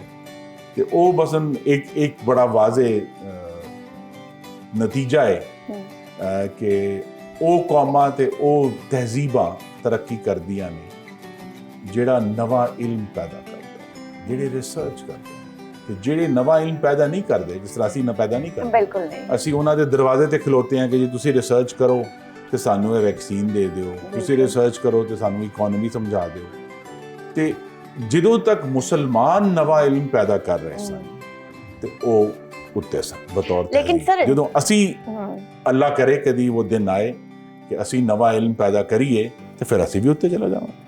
ਸਰ ਬਿਲਕੁਲ, ਲੇਕਿਨ ਮੈਂ ਮਤਲਬ ਸਪੇਸ ਸਾਇੰਸ ਕੀਤੀ ਆ ਤੇ ਅਸੀਂ ਕੀ ਦੇਖਿਆ ਹੈ, ਰਿਸਰਚ ਅਸੀਂ ਕਰਨਾ ਚਾਹੁੰਦੇ ਆ, ਇੱਕ ਤੇ ਰਿਸੋਰਸਿਸ ਨਹੀਂ ਹੈ, ਲੈਬਸ ਨਹੀਂ ਹੈ ਅੱਛੀਆਂ, ਇਕੁਇਪਮੈਂਟਸ ਨਹੀਂ ਹੈ, ਉਸ ਤੋਂ ਬਾਅਦ ਜਿਹੜੇ ਬਾਹਰ ਦੇ ਲੋਕ ਰਿਸਰਚ ਕਰਦੇ ਨੇ ਨਾ ਉਹਨਾਂ ਨੂੰ ਜੌਬ ਤੋਂ ਜ਼ਿਆਦਾ ਦਿੱਤਾ ਜਾਂਦਾ ਹੈ। ਮੇਰੇ ਭਾਈ USA 'ਚ ਹੁੰਦੇ ਨੇ ਤੇ ਮਤਲਬ ਉਹਨਾਂ ਦੀ ਸਕਾਲਰਸ਼ਿਪ ਹੀ ਇੰਨੀ ਹੁੰਦੀ ਹੈ ਕਿ ਜਿਹੜੀ ਸਾਡੀ ਜੌਬ ਦੀ ਵੀ ਨਹੀਂ ਹੋ ਸਕਦੀ। ਤੇ ਮਤਲਬ ਬੜੇ ਕਾਬਿਲ ਲੋਕ ਨੇ ਜਿਹੜੇ ਬਾਹਰ ਜਾ ਕੇ ਕੰਮ ਕਰ ਰਹੇ ਨੇ, ਤੇ ਅਸੀਂ ਪਾਕਿਸਤਾਨ 'ਚ ਕਿਵੇਂ ਰਿਸੋਰਸਿਸ ਕ੍ਰੀਏਟ ਕਰ ਸਕਦੇ ਹਾਂ? ਦੇਖਿਏ ਜੀ, ਪਾਕਿਸਤਾਨ ਦੀ ਇਕਨੋਮੀ ਜਦੋਂ ਡਿਵੈਲਪ ਹੋਏਗੀ ਨਾ ਜੀ, ਤੇ ਫਿਰ ਇਹ ਜੇ ਮਸਲ ਅਸੀਂ ਕਹਿੰਦੇ ਕਿ ਜੀ ਬਾਹਰ ਦੇ ਮੁਲਕ 'ਚ ਰਿਸਰਚ ਵਾਸਤੇ ਫੰਡਸ ਅਵੇਲੇਬਲ ਨੇ, ਉਹ ਫੰਡਸ ਕਿੱਥੋਂ ਆ ਰਹੇ? ਕਿਉਂਕਿ ਇਕਨੋਮੀ ਸਰਪਲਸ ਜਨਰੇਟ ਕਰ ਰਹੀ ਹੈ। It should be a privilege ਕਿ ਅਗਰ ਤੁਸੀਂ MA ਇਸਲਾਮੀਆਤ ਕਰੋ, it should be a privilege, should be ਤੁਸੀਂ MA ਉਰਦੂ ਕਰਨਾ। it should be an easy route ਕਿ ਜੀ ਮੈਂ MA ਕਰਨਾ ਤੇ ਮੈਂ MA ਉਰਦੂ ਕਰ ਲਿਆ। no, it should be a serious business ਕਿ ਤੁਸੀਂ ਅਗਰ MA ਉਰਦੂ ਕਰਨਾ ਤੇ ਕੋਈ ਰਿਸਰਚ ਕਰਕੇ ਤੇ ਫਿਰ ਤੁਹਾਨੂੰ MA ਮਿਲੇ। ਮਤਲਬ ਪੰਜਾਬੀ 'ਚ ਲੋਕਾਂ ਨੂੰ ਪੁੱਛੋ ਕਿਸੇ ਨੂੰ ਪੜ੍ਹਨੀ ਆਉਂਦੀ ਹੈ? ਮੇਰੀ ਹਾਲ ਹੈ, ਮੇਰੀ ਮਰਹੂਮ ਵਾਲਦਾ ਜਨ ਉਹ ਲਿਖਦੇ ਸਨ ਪੰਜਾਬੀ ਤੇ ਪੜ੍ਹਦੇ ਵੀ ਸਨ। ਤੇ ਮੈਂ ਪਿਛਲੇ ਦਿਨਾਂ ਵਿੱਚ ਮੈਨੂੰ ਇੱਕ ਕਾਲਜ ਨੇ ਇਨਵਾਈਟ ਕੀਤਾ ਕਿ ਬੁੱਲੇ ਸ਼ਾਹ ਦੇ ਆ ਕੇ ਗੱਲ ਕਰੋ, ਤੇ ਮੈਨੂੰ ਤਾਂ ਸੱਚੀ ਗੱਲ ਹੈ ਸਵਾਏ ਚੰਦ ਸ਼ੇਰਾਂ ਦੇ ਬੁੱਲੇ ਸ਼ਾਹ ਦਾ ਮਾਲੂਮ ਹੀ ਨਹੀਂ ਸੀ। ਤੇ ਮੈਂ ਪੜ੍ਹਨ ਦੀ ਕੋਸ਼ਿਸ਼ ਕੀਤੀ, ਮੈਂ ਨਹੀਂ ਪੜ੍ਹਿਆ ਗਿਆ। ਪੰਜਾਬੀ ਤੇ ਮੇਰੇ ਤੋਂ ਵੀ ਪੜ੍ਹੀ ਨਹੀਂ ਜਾਂਦੀ। ਇਟਸ ਵੈਰੀ ਡਿਫਿਕਲਟ ਜੌਬ, ਠੀਕ ਹੈ ਜੀ। ਉਹ ਫਿਰ ਜਿਹੜਾ ਮਸਲਨ ਉਹ ਪੰਜਾਬੀ ਤੇ ਉਹੀ ਲੋਕ MSc ਕਰਨ ਜਾਂ MA ਕਰਨ ਜਿਹੜੇ ਫਿਰ ਮੈਨੂੰ ਨੇ ਪੜ੍ਹਨੀ ਨੇ, ਜਿਹਨਾਂ ਨੇ ਰਿਸਰਚ ਕਰਨੀ ਹੈ, ਜਿਹਨਾਂ ਨੇ ਸਾਨੂੰ ਦੱਸਣਾ ਹੈ। ਮੈਂ ਸੱਚੀ ਗੱਲ ਹੈ, ਮੈਨੂੰ ਅੱਜ ਤੱਕ ਇੱਕ ਹੋਰ ਵੀ ਦੁੱਖ ਹੈ ਕਿ ਪੰਜਾਬੀ ਅਸੀਂ ਚੁੱਕੇ ਨਹੀਂ ਪੜ੍ਹੀ। ਤੇ ਜਿਹੜੇ ਪੰਜਾਬੀ ਸੂਫੀ ਸਾਡੇ ਸ਼ੋਰਾ ਨੇ, ਉਹ ਇੰਨਾ ਵੱਡਾ ਖਜ਼ਾਨਾ ਹੈ ਦਾਨਿਸ਼ ਦਾ, ਅਕਲ ਦਾ, ਜਿਹਦੇ ਕੋਲੋਂ ਅਸੀਂ ਮਹਿਰੂਮ ਹਾਂ। ਵੈਰੀ ਫਰੈਂਕਲੀ ਸਾਨੂੰ ਪਤਾ ਹੀ ਨਹੀਂ ਕਿ ਉਹ ਕੀ ਕਹਿ ਗਏ ਨੇ। ਅਸੀਂ ਚੰਦ ਦੋ ਸ਼ੇਰ ਸਾਨੂੰ ਯਾਦ ਨੇ, ਬਾਬਾ ਫਰੀਦ ਗੰਜ ਸ਼ਕਰ ਦੇ 2 ਸ਼ੇਰ ਯਾਦ ਨੇ, ਤੇ ਜਨਾਬ ਬੁੱਲੇ ਸ਼ਾਹ ਦੇ ਯਾਦ ਨੇ, ਮੈਨੂੰ ਵੀ ਯਾਦ ਨੇ। ਬੁੱਲੇ ਸ਼ਾਹ ਦੇ 2 ਸ਼ੇਰ ਯਾਦ ਰਹਿ ਗਏ ਨੇ ਕਿ ਬੁੱਲੇ ਨੂੰ ਸਮਝਾਵਣ ਆਈਆਂ, ਭੈਣਾਂ ਤੇ ਭਰਜਾਈਆਂ, ਇਹ ਤੇ ਮੈਨੂੰ ਵੀ ਆਉਂਦਾ ਹੈ। so these are just few lines। ਅਸਲ ਵਿੱਚ there is a deep, ਇਹਦੇ ਵਿੱਚ ਬਹੁਤ ਸੱਚੀ ਗੱਲ ਹੈ ਕਿ ਉਹਦੇ ਵਿੱਚ ਜਿਹੜਾ ਉਹਨਾਂ ਦਾ ਸਟ੍ਰੈਸ ਹੈ ਕਿ ਤੁਸੀਂ ਮਜ਼ਹਬ ਨੂੰ ਖੁਦ ਪੜ੍ਹੋ, ਖੁਦ ਸਮਝੋ, ਕਿਸੇ ਹੋਰ ਦੇ ਉੱਤੇ ਰਿਲਾਈ ਨਾ ਕਰੋ। ਤੇ ਜਿਹੜੀ ਉਹਨਾਂ ਦੀ ਐਸੈਂਸ ਹੈ ਕਿ ਜਿਹੜਾ ਮੁਹੱਬਤ ਹੈ ਕਿ ਤੁਸੀਂ ਇਹ ਮਿੱਟੀ ਨਾਲ ਮੁਹੱਬਤ ਕਰੋ, ਇਨਸਾਨਾਂ ਨਾਲ ਮੁਹੱਬਤ ਕਰੋ, ਇਨਸਾਨਾਂ ਦਾ ਦਿਲ ਨਾ ਦੁਖਾਓ। ਇਹ ਸਾਰੇ ਲੈਸਨ ਉਹ ਨੇ ਜਿਹੜੇ ਸਾਡੇ ਇਸ ਮਿੱਟੀ ਤੋਂ ਉੱਠੇ ਨੇ, ਪਰ ਅਸੀਂ ਉਹਨਾਂ ਕੋਲੋਂ ਮਹਿਰੂਮ ਹਾਂ। ਸਰ ਇੱਥੋਂ ਮੈਨੂੰ ਇੱਕ ਗੱਲ ਚੇਤੇ ਆਈ ਹੈ ਕਿ ਇਮਰਾਨ ਖਾਨ ਕਿਤਾਬਾਂ ਮੰਗਵਾਉਂਦਾ ਹੈ ਜੇਲ੍ਹ 'ਚ। ਇਹ ਵੀ ਖਬਰਾਂ ਆਉਂਦੀਆਂ ਨੇ ਕਿ ਕਿਤਾਬਾਂ ਪਹੁੰਚ ਨਹੀਂ ਪਾਉਂਦੀਆਂ। ਉਹ ਕਿਹੜੀਆਂ ਕਿਤਾਬਾਂ ਪੜ੍ਹ ਰਹੇ ਨੇ ਜੇਲ੍ਹ ਵਿੱਚ ਬਹਿ ਕੇ, ਤੇ ਤੁਸੀਂ ਉਹਨੂੰ ਕੋਈ ਇਹੋ ਜਿਹੀ ਕਿਤਾਬ ਰეკਮੈਂਡ ਕਰਨਾ ਚਾਹੁੰਦੇ ਹੋ ਕਿ ਜਿੰਦੇ ਵਿੱਚ ਮਸ਼ਵਰਾ ਹੋਏ ਕਿ ਤੁਹਾਨੂੰ ਇਹ ਕਿਤਾਬ ਸਪੈਸੀਫਿਕ ਪੜ੍ਹਨੀ ਚਾਹੀਦੀ ਹੈ?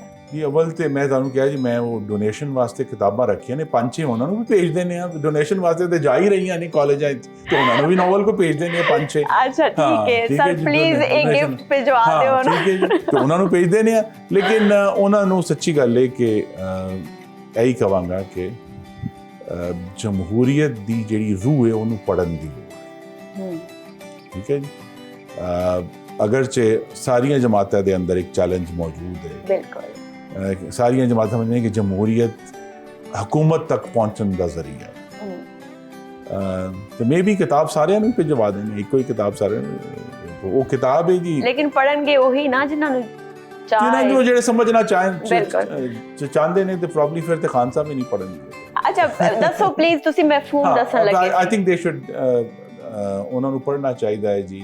ਅਮਰੀਕਾ ਦੇ ਜਦੋਂ ਉਹਨਾਂ ਨੇ ਆਇਨ ਬਣਾਇਆ ਨਾ ਜੀ, ਆਇਨ ਦੇ ਬਾਅਦ ਉਹ ਮੁਖਤਲਿਫ ਰਿਆਸਤਾਂ ਨੇ ਪਾਸ ਕਰਨਾ ਸੀ। ਅੱਛਾ। ਤੇ ਆਇਨ ਜਿਹੜੇ ਲਿਖਣ ਵਾਲੇ ਸਨ ਨਾ, ਉਹਨਾਂ 4 ਬੰਦਿਆਂ ਨੇ ਮਿਲ ਕੇ ਫੈਸਲਾ ਕੀਤਾ ਕਿ ਉਹ ਅਖਬਾਰਾਂ ਵਿੱਚ ਗੁਮਨਾਮ ਮਜ਼ਮੂਨ ਲਿਖਣਗੇ, ਬਗੈਰ ਨਾਂ ਦੱਸੇ ਕਿ ਠੀਕ ਹੈ। ਉਹਨਾਂ ਨੇ ਆਪਣੇ ਆਇਨ ਨੂੰ ਦੱਸਣ ਵਾਸਤੇ ਕਹਿੰਦੇ ਹੈ ਕੀ, ਇਹਦਾ ਕੀ ਮਤਲਬ। ਉਹਨਾਂ ਨੇ ਇੱਕ ਸੀਰੀਜ਼ ਲਿਖੀ ਮਜ਼ਮੂਨਾਂ ਦੀ, ਜਿਹਦਾ ਨਾਂ ਹੁਣ ਮਸ਼ਹੂਰ ਹੈ, ਦੇ ਕਾਲਡ ਦ ਫੈਡਰਲਿਸਟ ਪੇਪਰਸ। ਠੀਕ ਹੈ ਜੀ। ਤੇ ਉਹਦੇ ਵਿੱਚ ਖਾਸ ਤੌਰ ਤੇ ਇੱਕ ਜਿਹੜਾ ਬੰਦਾ ਸੀ, ਬਹੁਤ ਹੀ ਕਹਿੰਦੇ ਨੇ ਆਕਿਲ ਆਦਮੀ ਸੀ ਸਿਆਸਤ ਦੇ ਉੱਤੇ, ਯਾਨੀ ਜਮਹੂਰੀਅਤ ਦੇ ਉੱਤੇ, ਉਹਦਾ ਨਾਂ ਸੀ ਜੇਮਸ ਮੈਡੀਸਨ। ਜੇਮਸ ਮੈਡੀਸਨ ਨੇ ਕੋਈ 11 ਜਾਂ 12 ਮਜ਼ਮੂਨ ਉਹਦੇ ਵਿੱਚ ਲਿਖੇ ਨੇ। ਉਹ ਸਾਰੇ ਜਿਹੜੇ ਨੇ ਉਹ ਸਿਆਸਤਦਾਨਾਂ ਨੂੰ ਪੜ੍ਹਨੇ ਚਾਹੀਦੇ ਨੇ, ਕਿ ਜਮਹੂਰੀਅਤ ਦਾ ਮਕਸਦ ਕੀ ਹੈ, ਮਫਹੂਮ ਕੀ ਹੈ, ਕਿਉਂ ਕੀ ਹੈ, ਕਿ ਇਹ ਮਸਲਨ ਅਸੀਂ ਸਾਰੇ ਪੜ੍ਹਨੇ ਆ ਕਿ ਜੀ ਤਿੰਨ ਸਤੂਨ ਨੇ ਆਇਨ ਦੇ ਅੰਦਰ, ਅਦਲੀਆ, ਮੁਕੰਨਨਾ, ਇੰਤਜ਼ਾਮੀਆ, ਤੇ ਉਹ ਕਿੱਥੋਂ ਆਏ ਨੇ, ਉਹਨੂੰ ਪੜ੍ਹਨ ਦੀ ਲੋੜ ਹੈ ਕਿ ਵਜ੍ਹਾ ਕੀ ਹੈ, ਕਿਉਂ ਅਲੱਗ-ਅਲੱਗ ਕੀਤਾ ਗਿਆ ਜੀ। So it's really a remarkable piece of political writing. ਤੇ ਉਹਨਾਂ ਨੂੰ ਚੂੰਕਿ ਤਾਂ ਕਿ ਉਹਨਾਂ ਨੂੰ ਸਮਝ ਆਏ ਕਿ ਜਮਹੂਰੀਅਤ ਜਿਹੜਾ ਨਾ ਸਿਰਫ ਹਕੂਮਤ ਤੱਕ ਪਹੁੰਚਣ ਦੀ ਪੌੜੀ ਨਹੀਂ ਹੈ, ਇਹਦੇ ਹੋਰ ਵੀ ਮਕਾਸਦ ਨੇ, ਤੇ ਕਿਉਂ ਕੀ ਕਿਹਦਾ ਕਿ ਜਨਾਬ ਅਲੱਗਾ ਕੀਤਾ ਹੈ, ਤੇ ਇਹ ਸਿਸਟਮ ਅਲੱਗਾ ਹੈ, ਇਹ ਕੰਮ ਇੰਤਜ਼ਾਮੀਆ ਕਰੇਗੀ, ਇਹ ਕੰਮ ਮੁਕੰਨਨਾ ਕਰੇਗੀ। ਉਹਦੇ ਜਿਹੜੀ ਸਭ ਤੋਂ ਵੱਡੀ ਵਿਜ਼ਡਮ ਇੱਕ ਜੁਮਲਾ ਕਿ ਕਿਸੇ ਇੱਕ ਜਗ੍ਹਾ ਤਾਕਤ ਨੂੰ ਇਕੱਠਾ ਨਹੀਂ ਹੋਣ ਦੇ। ਸੋ ਨੀਦਰ ਦੀ ਐਗਜ਼ੈਕਟਿਵ, ਨੋਰ ਦ ਲੈਜਿਸਲੇਟਿਵ, ਨੋਰ ਦੀ ਜੁਡੀਸ਼ੀਅਰੀ ਸਿਸਟਮ ਉਹਨਾਂ ਨੇ ਇਹ ਬਣਾਇਆ, ਔਰ ਬੜੇ ਅਕਲਮੰਦ ਲੋਕ ਸਨ ਕਿ ਇਹ ਤਿੰਨੋਂ ਜਿਹੜੇ ਸਤੂਨ ਨੇ they are in constant tension। ਇਹ ਵੀ ਨਹੀਂ ਕਿ ਜੀ ਪੁਰਸਕੂਨ ਹੋ ਜਾਏਗਾ, ਟੈਨਸ਼ਨ ਰਹੇਗੀ। ਬਿਲਕੁਲ ਠੀਕ ਹੈ ਜੀ। ਅਮਰੀਕਾ 'ਚ ਵੀ ਬਹੁਤ ਦੇਰ ਟੈਨਸ਼ਨ ਹੈ, ਅੱਜ ਵੀ ਟੈਨਸ਼ਨ ਹੈ। ਅੱਜ ਕੱਲ੍ਹ ਲੜਾਈ ਪੈ ਗਈ ਹੈ ਕਿ ਐਗਜ਼ੈਕਟਿਵ ਡੋਨਲਡ ਟਰੰਪ ਨੇ ਕਿਹਾ ਜੀ ਸਾਰਾ ਕੁਝ ਸਾਰੀ ਤਾਕਤ ਮੇਰੇ ਕੋਲ ਹੈ, ਤੇ ਇਹ ਕਿਹੜੀ ਜੁਡੀਸ਼ਰੀ ਤੇ ਕਿਹੜੀ ਇੰਤਜ਼ਾਮੀ ਹੈ। So the tension is always there, but ਸਮਝਣ ਦੀ ਲੋੜ ਹੈ ਕਿ ਕਿਉਂ ਇਹ ਟੈਨਸ਼ਨ ਹੈ, ਕਿਉਂ ਜ਼ਰੂਰੀ ਹੈ, ਤੇ ਉਹਦੇ ਵਿੱਚੋਂ ਆਵਾਮ ਦੀ ਫਲਾਹ ਕਿਸ ਤਰ੍ਹਾਂ ਨਿਕਲਦੀ ਹੈ, ਇਹ ਸਮਝਾਉਣ ਦੀ ਲੋੜ ਹੈ। ਅੱਛਾ ਸਰ, ਇੱਕ ਬਸ ਕੁਐਸਚਨ ਮੈਂ ਤੁਹਾਡੇ ਤੋਂ ਪੁੱਛਣਾ ਚਾਹਾਂਗੀ, ਤੁਸੀਂ ਨੂਨ ਲੀਗ ਦੇ ਬੜੇ ਕਰੀਬ ਵੀ ਰਹੇ ਹੋ, ਤੁਹਾਡੇ ਅੱਬਾ ਜਾਨ ਵੀ, ਤੇ ਜਦੋਂ ਨਵਾਜ਼ ਸ਼ਰੀਫ ਸਾਹਿਬ ਜੇਲ੍ਹ 'ਚ ਸੀ ਤੇ ਸੁਣਿਆ ਹੈ ਉਹ ਖਾਣੇ ਮੰਗਵਾਉਂਦੇ ਸੀ, ਨਿਹਾਰੀ ਪਾਏ, ਤੇ ਇਹ ਗੱਲ ਸੱਚ ਹੈ? ਨਹੀਂ ਜੀ, ਮੀਆਂ ਸਾਹਿਬ ਤੇ ਨਿਹਾਰੀ ਪਾਏ ਨਹੀਂ ਖਾਂਦੇ। ਉਹਨਾਂ ਦਾ ਜਿਹੜਾ ਸਭ ਤੋਂ ਮਰਹੂਬ ਫੇਵਰਿਟ ਫੂਡ ਹੈ ਉਹ ਦਾਲ ਚਾਵਲ ਨੇ ਜਾਂ ਆਲੂ ਗੋਸ਼ਤ ਹੈ। ਉਹ ਯਾਨੀ ਇਹ ਜਿਹੜਾ ਮਸ਼ਹੂਰ ਹੈ ਨਾ, ਤਾਂ ਕਰਕੇ ਇੰਨੇ ਹੰਬਲ ਨੇ ਉਹ ਨਿਹਾਰੀ ਪਾਏ, ਉਹ ਮੰਗਵਾਉਂਦੇ ਕਦੀ ਹੋਣਗੇ ਜਾਂ ਲੋਕ ਸ਼ੌਕ ਨਾਲ ਭੇਜ ਦਿੰਦੇ ਨੇ, ਪਰ ਜਿੱਦੇ ਤੱਕ ਮੈਂ ਵੇਖਿਆ ਉਹਨਾਂ ਨੂੰ, ਮੈਨੂੰ ਨਹੀਂ ਪਤਾ ਸ਼ਾਇਦ ਅਲੱਗਾ ਜੇਲ੍ਹ 'ਚ ਕੀ ਹੋਇਆ ਯਾਰ, ਲੇਕਿਨ ਹਕੀਕਤ ਹੈ ਕਿ ਉਹ ਜਿਹੜਾ ਨਾ ਸਾਦਾ ਖਾਣਾ ਜ਼ਿਆਦਾ ਪਸੰਦ ਕਰਦੇ। ਅੱਛਾ ਸਰ, ਅਸੀਂ ਤੁਹਾਡੇ ਘਰ ਆਏ ਹਾਂ ਤੇ ਹੁਣ ਆਪਾਂ ਕੀ ਕਰਾਂਗੇ, ਤੁਸੀਂ ਮੈਨੂੰ ਆਪਣੀਆਂ ਕਿਤਾਬਾਂ ਵੀ ਵਿਜ਼ਿਟ ਕਰਾਉਣੀਆਂ ਨੇ। ਜੀ ਜੀ, ਨਹੀਂ ਤੇ ਗੁਜਰਾਂਵਾਲੇ ਆ ਕੇ ਤੇ ਬਗੈਰ ਖਾਏ ਪੀਏ ਤੁਸੀਂ ਕਿਸ ਤਰ੍ਹਾਂ ਜਾ ਸਕਦੇ ਹੋ? ਤੇ ਤੁਸੀਂ ਆਏ ਇਸ ਵੇਲੇ ਗੁਜਰਾਂਵਾਲੇ ਦੀ ਕੀ ਸ਼ੈ ਤੁਹਾਨੂੰ ਬਹੁਤ ਚੰਗੀ ਲੱਗਦੀ ਹੈ, ਤੁਸੀਂ ਰეკਮੈਂਡ ਕਰੋਗੇ ਇਹ ਖਾਣੀ ਚਾਹੀਦੀ ਹੈ? ਤੇ ਨਾਲੇ ਇਹ ਵੀ ਦੱਸੋ ਕਿ ਗੁਜਰਾਂਵਾਲਾ ਦੇ ਜਿਹੜੇ ਖਾਣੇ ਨੇ ਉਹਨਾਂ ਦਾ ਮਸਾਲਾ ਜ਼ਿਆਦਾ ਹੈ, ਪਾਕਿਸਤਾਨ ਦੀ ਪੋਲਿਟਿਕਸ 'ਚ ਮਸਾਲਾ ਜ਼ਿਆਦਾ ਹੈ? ਨਹੀਂ, ਪੋਲਿਟਿਕਸ 'ਚ ਡੈਫੀਨਿਟਲੀ ਬਹੁਤ ਜ਼ਿਆਦਾ ਮਸਾਲਾ। ਹਾਂ ਨਹੀਂ, ਗੁਜਰਾਂਵਾਲੇ ਵਾਲੇ ਇੰਨੇ ਮਸਾਲੇ ਨਹੀਂ ਖਾਂਦੇ। ਅੱਛਾ, ਮੈਨੂੰ ਵੀ ਲੱਗਦਾ ਹੈ, ਵਰਨਾ ਉਹ ਤਾਂ ਮਾਰੀ ਜਾਣ ਇੱਕ ਦੋ ਦਿਨ 'ਚ। ਨਹੀਂ, ਮਸਾਲੇ ਜਿਹੜੇ ਨੇ, ਦੇਖੇ ਜੀ, ਮਸਾਲੇ ਜਿਹੜੇ ਨੇ ਉਹ ਖਾਣੇ ਦੇ ਟੇਸਟ ਤੋਂ ਡਿਸਟਰੈਕਟ ਕਰਦੇ ਨੇ। ਜਿਹੜੀ ਅਸਲ ਸ਼ੈ ਅੰਦਰ ਹੈ ਨਾ, ਮਸਾਲਾ ਉਹਨੂੰ ਦਬਾ ਦਿੰਦਾ ਹੈ। ਇਸ ਵਾਸਤੇ ਉਹ ਇੰਨਾ ਮਸਾਲਾ ਨਹੀਂ ਇਸਤੇਮਾਲ ਕਰਦੇ। ਤੇ ਗੁਜਰਾਂਵਾਲੇ ਵਾਲੇ ਵੈਸੇ ਤੇ ਮਸ਼ਹੂਰ ਹੈ, ਮੈਨੂੰ ਪੂਰੇ ਮੁਲਕ ਦੇ ਲੋਕ ਕਹਿੰਦੇ ਨੇ ਕਿ ਜੀ ਪਤਾ ਨਹੀਂ ਚਿੜੇ ਖਾਂਦੇ ਹੋ ਤੁਸੀਂ ਸਾਰੇ ਰਾਤ। ਮੈਂ ਕਿਹਾ ਜੀ ਗੁਜਰਾਂਵਾਲਾ ਦਾ ਅਸਲ ਖਾਣਾ ਜਿਹੜਾ ਹੈ, ਇਹ ਨਾ ਹੋਏ ਤੁਸੀਂ ਸਾਨੂੰ ਦਾਲ ਹੀ ਖਵਾ ਦਿਓ। ਨਹੀਂ, ਉਹ ਸਿਰੀ ਪਾਏ ਨੇ ਜੀ। ਨਹੀਂ, ਤੁਸੀਂ ਆਏ ਇਸ ਵੇਲੇ ਹੋ ਕਿ ਸਿਰੇ ਪਾਏ ਅਵੇਲੇਬਲ ਨਹੀਂ ਇਸ ਵੇਲੇ, ਲੇਕਿਨ ਇਹ ਕਿ ਤੁਸੀਂ ਕਦੀ ਆਓ ਤਾਂ ਅਸਲ ਖਾਣਾ ਗੁਜਰਾਂਵਾਲੇ ਦਾ ਉਹ ਸਿਰੀ ਪਾਏ, ਮਗਜ਼, ਬੌਂਗ, ਉਹ ਸ਼ੈਵਾਂ ਖਾਣ ਵਾਲੀਆਂ ਨੇ। ਤੇ ਗੁਜਰਾਂਵਾਲਾ ਵਾਲਾ ਸਭ ਤੋਂ ਸ਼ੌਕ ਨਾਲ ਸਿਰੀ ਪਾਏ ਖਾਂਦੇ ਨੇ। ਅੱਛਾ, ਪਤਾ ਨਹੀਂ ਸਿਰੀ ਪਾਏ ਮੈਨੂੰ ਪਸੰਦ ਨਹੀਂ। ਅੱਜ ਕੀ ਪੱਕਿਆ ਹੈ? ਨਹੀਂ, ਅੱਜ ਤੇ ਤੁਸੀਂ ਅਸੀਂ ਸਿਰਫ ਤੁਹਾਨੂੰ ਚਾਹ ਪਿਆਣ ਲੱਗੇ, ਤੁਸੀਂ ਚਾਹ ਦੇ ਟਾਈਮ ਆਇਓ। ਹਾਂ ਠੀਕ ਹੈ। ਮੈਂ ਆਪਣੇ ਦੋਸਤਾਂ ਨੂੰ ਇਹੀ ਕਹਿਣਾ ਜਿਹੜੇ ਸਾਡੇ ਅਜ਼ੀਜ਼ ਨੇ ਕਿ ਤੁਸੀਂ ਅਗਰ ਸਹੀ ਮਾਨੇ ਗੁਜਰਾਂਵਾਲੇ ਦਾ ਇੰਜੋਏ ਕਰਨਾ ਹੈ ਤੇ ਸਰਦੀਆਂ ਵਿੱਚ ਨਾਸ਼ਤੇ ਦੇ ਵੇਲੇ ਆਓ। ਅੱਛਾ। ਤੇ ਬਿਸਤਰ ਹਮਰਾ ਲਾਓ। ਅੱਛਾ। ਖਾਣਾ ਖਾਓ, ਫਿਰ 3 ਘੰਟੇ ਤੁਸੀਂ ਆਰਾਮ ਫਰਮਾਓ, ਕਿਉਂਕਿ 3 ਘੰਟੇ ਤੁਸੀਂ ਉੱਠਣ ਦੇ ਕਾਬਲ ਨਹੀਂ ਰਹੋਗੇ। ਅੱਛਾ। ਫਿਰ 3 ਘੰਟੇ ਉੱਠਣ ਦੇ ਬਾਅਦ ਨਸ਼ਾ ਪਾਉਂਦੇ ਨੇ ਵਿੱਚ? ਨਹੀਂ ਜੀ, ਨਹੀਂ। ਹਾਂ, ਸਿਰੀ ਪਾਏ ਨਸ਼ਾ ਹੀ ਹੈ। ਤੁਸੀਂ ਖਾਓਗੇ ਤੁਹਾਨੂੰ ਪਤਾ ਲੱਗੇਗਾ। ਮਗਜ਼ ਖਾਓਗੇ ਤਾਂ ਫਿਰ ਨਸ਼ਾ ਤੇ ਆਣਾ ਹੀ ਹੈ, ऐसे नहीं हो सकता। चलो सर, फिर चाय पीने हैं। आओ जी, आओ जरूर। Thank you. लीजिए, ये आपके लिए। Thank you. I hope this will be a memory of Gujranwala for you. Thank you so much sir. Literally I was just looking for कि मुझे कोई अच्छे novels दे दे, अच्छी books, तो I'm really obliged.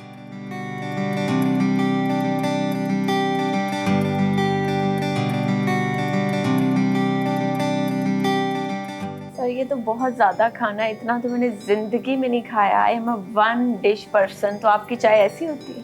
जी, गुजरांवाला की चाय ऐसी होती है, तो फिर आपको अंदाजा होगा कि जब खाना होगा तो किस तरह खाओगे। ओह माय गॉड, मुझे लगता है आप दुबई लिटाएंगे। हाँ, व्हाई नॉट। हाँ, तो गुजरांवाला की चाय तो ऐसी होती है जो, तो सर, क्योंकि देखिए गुजरांवाला में जो बहुत एक اللہ کا شکر ہے کہ میری پیدائش یہاں ہوئی. بہت کھلے دل کے اور بڑے مہمان نواز لوگ ہیں, اور کم ہی جگہوں میں نے دیکھا ہے ایسے لوگ جو کھلا کر خوش ہوتے ہیں اور اس کا اہتمام کرتے ہیں. اور یہ بھی ہے گجرانوالا میں کہ ظاہر ہے اللہ تعالیٰ نے فرق لوگوں کو نوازا ہے, کوئی کسی کو کم نوازا ہے, لیکن جس بھی لیول کے اوپر آپ جائیں گے اس کے پاس جتنی اللہ تعالیٰ نے اس کو سکت دی ہے اس سے بڑھ کر آپ کی مہمان نوازی وہ فیملی کرے گی. تو اس لیے بہت ہی کھلے دل کے لوگ ہیں.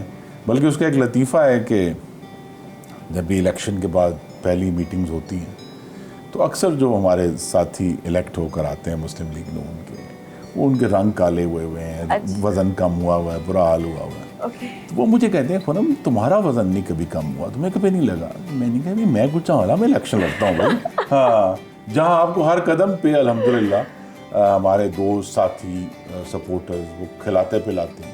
تو میں نے کہا ہمیں تو کبھی, بلکہ ہم زیادہ کھاتے ہیں کہ الیکشن کے دوران نا, تو ہمیں تو کبھی کمی نہیں ہوئی. تو میں نے کہا وہ آپ بھی گجرانوالا آ کے الیکشن لڑیں تو آپ کی صحت بھی ٹھیک رہے گی. تو یہ ایک چلتا رہتا ہے کام. سر کیا چیز سجیسٹ کریں گے, کیونکہ میں بس تھوڑی سی چیز کوئی کھا سکتی ہوں. جی یہ سب گھر کا بنا ہوا ہے, اوکے, تو لہٰذا آپ یا ہمارے گھر کے بنے ہوئے پیٹیز ہیں یہ ٹرائی کریں. اوکے, ہاں, اور اگر پاستا چاہتی ہیں وہ ٹرائی کریں, ورنہ چکن بنا ہوا ہے, چائنیز بھی ہے اگر آپ چاہیں جو آپ. ہاں تو چائنیز کھلا دیں گے. کووڈ کے دنوں میں جب باہر سے ہم کچھ نہیں منگا رہے تھے تو پھر بہت ساری چیزیں جو عام طور پہ لوگ باہر سے منگواتے ہیں ہم نے اپنے گھر میں بنانی شروع کی. اوکے, تو جس طرح میں نے آپ کو دعوت دی ہے کہ آپ کبھی ناشتے پر تشریف لائیں, تو ناشتے میں ہر چیز آپ کو, یعنی حلوہ پوڑی بھی, پوڑیاں تک گھر کی بنی ہوئی ملے. اوہ مائی گاڈ, گھر میں بنتی ہیں. کھاتے ہیں آپ حلوہ پوری؟ کبھی کبھی بہت. اب بہت تو زیادہ کم. گھی ہوتا ہے اس میں. وہ کیا ہوتا ہے؟ آپ گھی ہم کون سا گھی؟ جب آپ نے کھانا ہے تو کھانا ہے, آپ نے کیوں فکر, یہ اٹھا لو. اوہ مائی گاڈ. ہاں, تو وہ یہ ہمارا تو لطیفہ ہے کہ گجرانوالا میں جو لوگ ہیں وہ. سر آپ کیا لیں گے؟ میں آئی ٹیک دی پیٹیز میں یہ لیں گے. اوکے. عام طور پہ اب برائلر چکن ہے تو ہمارے جو پرانے گجرانوالا کے لوگ ہیں وہ اسے سبزی سمجھتے ہیں. یہ چکن نہیں ہے, یہ سبزی ہے. وہ دیسی چکن کو اصل سمجھتے ہیں, کھانے کی چیز. تو اس طرح بھی بڑی ٹریڈیشنز ہیں پرانی ماشاءاللہ جو آج. تو سر آپ کا جو دل کرتا ہے آپ کھاتے ہیں, یا کوئی ہے ریسٹرکشن سرٹن فوڈز کے اوپر کہ یہ نہیں؟ وہ تو دیکھیے وہ تو اب ایک اسٹینڈرڈ ہے کہ آپ نے یہ بھی وہ فیشنیبل لوگوں نے ہمیں سمجھا دیا کہ جی کاربوہائیڈریٹس نہیں کھانے, آپ نے کاربز مت کھائیں, چاول, چینی, چکنائی, چپاتی یہ مت کھائیں. تو کچھ تو ہم کوشش کرتے ہیں لیکن ظاہر ہم اس میں اتنے کامیاب نہیں ہیں, ورنہ یہ حال نہ ہوتا. تو سر کہتی ہیں وائف کے ویٹ ریڈیوس کریں؟ جی وہ تو مستقل, وہ تو بہت میری نگرانی کر رہی ہیں. اچھا. ہاں, تو لیکن یہ ہے کہ اب صرف یہ ضرور ہے کہ وقت کے ساتھ ساتھ اب میری خواہش نہیں کہ میں بہت زیادہ کوئی پیچیدہ ڈشیں کھاؤں, اور ٹیسٹ سمپلیفائی ہو گیا ہے. اور کوشش یہ مثلا جو اگر پلاؤ ہے تو کوشش ہوتی ہے کہ پلاؤ صرف پلاؤ کھائیں, اس کو انجوائے کریں, جو اس کے انگریڈینٹس ہیں اور اس کا جو ٹیسٹ ہے وہ انجوائے کریں, بجائے یہ کہ بہت پیچیدہ قسم کے کھانے یا کڑھائیاں کھائیں. یہ وقت کے ساتھ یہ چینج آیا. سر یہ کس نے گھر کو سیٹ اپ سارا کیا ہے, ڈیزائن؟ جی یہ میری بیگم صاحبہ کا ہی کمال ہے جی. انہوں نے اس کو, گھر تو یہ 50 سال پرانا ہے, میرے والد نے بنایا تھا. مطلب یہ جو اندر انٹیریئر ڈیزائننگ ہے لائک؟ جی یہ تو 99% جو ہے ان کی ہے. اچھا. الماریاں میں کہہ سکتا ہوں میں نے ڈیزائن کی ہوئی ہیں ایز این انجینئر. کبھی کبھی اپنا یو ور سول انجینئر؟ نہیں I am an electrical engineer. تو پھر یوں تو نہ کریں, آپ کو تو تاریں اور بلب اور یہ نہیں وہ ہم ڈیزائن کریں. لائٹنگ کا بھی ڈیزائن جو ہے یہ میرا کیا ہوا ہے. لیکن یہ ہے کہ مینلی جو ہے وہ کبھی کبھی کیونکہ کتابوں سے مجھے شغف ہے, تو پھر کتابیں رکھنے کے لیے جو الماریاں بنیں گی وہ بھی میں جو اندر ہم نے دیکھی ہیں وہ بھی میں نے خود ڈیزائن کی. تو سر آپ نے اپنی وائف کو بھی لگایا کتاب پڑھنے پہ, یا وہ ڈرامہ دیکھتی ہیں پاکستانی؟ نہیں, میں اس میں کامیاب نہیں ہو سکا. نہیں ہو سکے؟ اس کی وجہ کیا تھی؟ میرے تو خیال میں یہ ہمیشہ سے ہی کم تھا مطالعے کا شوق, لیکن اب چونکہ ٹیکنالوجی اس قسم کی آ گئی ہے چاروں طرف, you are surrounded by televisions and screens and iPads, mobile phone itself, تو اب تو لوگ मेरे जैसे पढ़ने वाले लोग तो कम ही मिलते हैं मुझे, जो लोग बिल्कुल, कुछ भी बस पढ़ते हो। मैं हूँ। कुछ भी पढ़ते हो तो वो यानी कोई भी चीज़ जो 5 सफ़े से ज़्यादा है वो तो पढ़ने वाले लोग तकरीबन ख़त्म ही हो गए। अच्छा, 5 सफ़े आपने बहुत ज़्यादा कह दी, अब तो उंगली चलती है जस्ट। तो सर आप सोशल मीडिया पे हैं बहुत ज़्यादा स्क्रॉल करने वाले? नहीं, मैं सोशल मीडिया स्क्रॉल करने वाला नहीं हूँ, लेकिन ये कि हमने जब 2011 में आगाज़ किया अपने सोशल मीडिया प्रेजेंस का, तो तब मैंने कुछ वक्त दिया, लेकिन अब मैं कभी कभी बस ट्वीट करता हूँ, दिन में 1 दफ़ा 2 दफ़ा ट्वीट कर देता हूँ, या कोई चीज़ मुझे स्ट्राइक करे तो बल्कि अब मैं सोशल मीडिया से अब व्हाट्सएप भी सोशल मीडिया ही है, लेकिन थोड़ा पर्सनलाइज्ड है, तो व्हाट्सएप पे हम ज़्यादा हैं। ट्विटर पे तो कुछ करते रहते हैं जब हमें कोई चीज़ स्ट्राइक करती है, या जैसे मैं अपने मजमून लिखता हूँ, मेरा मजमून छपा तो मैंने वो उसको ट्वीट किया, सब लोगों को भिजवाया कि जो लोग मेरे दोस्त हैं या पढ़ने वाले साथी हैं उनको भिजवाया। या इट्स या सोशल मीडिया पे बाद ऐसी चीज़ें आ रही होती हैं, मैं रीट्वीट काफ़ी करता हूँ अपने दोस्तों को या अपने फ्रेंड्स को या अपनी पार्टी की जो लाइन है उसको, तो या not too much, not to involve. Okay, और जो डेली की इंफॉर्मेशन है मुल्क में क्या हो रहा है वो कैसे गैदर करते हैं, क्या सोर्स है? जी, उसमें भी वही, मैं आखिरी चंद लोग रह गए जो अभी भी अखबार पढ़ते हैं। अच्छा, अखबार पढ़ते हैं आप, लगवाए हुए अखबार? कौन सी अखबार पे ज़्यादा भरोसा है, कौन से चैनल पे भरोसा है? टीवी पे तो मैं उसका मेरा भरोसा नहीं है, but I do read the news पढ़ता हूँ, मैं ट्रिब्यून पढ़ता हूँ, वो भी इस वजह से कि उसका न्यूयॉर्क टाइम्स आता है, और डॉन ऑफ कोर्स। पहला सफ़ा बस है ना? नहीं, मैं तो पूरा नहीं, मतलब हाईलाइट, पहला और आखिरी सफ़ा और एडिटोरियल पेज। अच्छा, परफेक्ट। और आप लोगों को क्या सजेस्ट करते हैं कि वो फारिग वक्त में क्या क्या करें to become a better human? अव्वल तो किताब पढ़ें और अच्छी पढ़ें, कंसंट्रेट करें। एक तो बहुत जल्द जो है, अगर मुझे लगता है कि ऑब्सोलीट हो गया, लेकिन वो लोग जो फोकस कर सकते हैं उनकी बहुत वैल्यू होगी, तनख्वाह वाइज भी, ओवरऑल नई बिजनेस में भी, बिकॉज ये जो स्कैटर्ड अटेंशन है, इससे कोई चीज़ बिल्ड नहीं हो सकती। बिल्ड वही आदमी करेगा जो फोकस करेगा, जो किसी चीज़ के ऊपर ध्यान देगा, 5 सेकंड नहीं 5 घंटे। अच्छा सर, अब थोड़ा सा पॉलिटिकल की तरफ आते हैं। जैसे गुजरांवाला में एक वक्त था कि नून लीग तकरीबन सारी सीट्स ही ले जाती थी, अब थोड़ा सा शिफ्ट आ रहा है। तो अगर कल को ज़्यादा सीट्स कोई और पार्टी ले जाती है तो आप हो सकता है नून लीग छोड़ दें, या नून लीग ही ओढ़ना बिछौना है आपके लिए? देखिए, नून लीग के साथ एक लफ्ज़ है मुस्लिम लीग। जी। मेरे दादा ने 1936 में all India Muslim league join की थी। अच्छा। और बड़े वक्त ऊपर नीचे आए हैं, लेकिन मेरी नज़र में आज भी आप समझें कि 93 साल बाद भी या 91 साल बाद भी इस घर पे जो झंडा लगा हुआ है वो मेरे दादा का लगा हुआ है, वो मुस्लिम लीग का झंडा है। वो पाकिस्तान के साथ एक वाबस्तगी है, और ये सोच के मुस्लिम लीग उसका बेहतरीन ज़रिया है, और इसलिए तो ये कोई बहुत बड़ा, कहते हैं ना, ज़लज़ला होगा कि मैं सोचूं भी इसकी तरफ। रियली? तो सर, मुस्लिम लीग नून की कौन सी ऐसी चीज़ें हैं जिनसे आप इत्तेफाक करते हैं, और कौन सी ऐसी चीज़ें हैं जिनको इम्प्रूव किया जा सकता है आपकी नज़र में?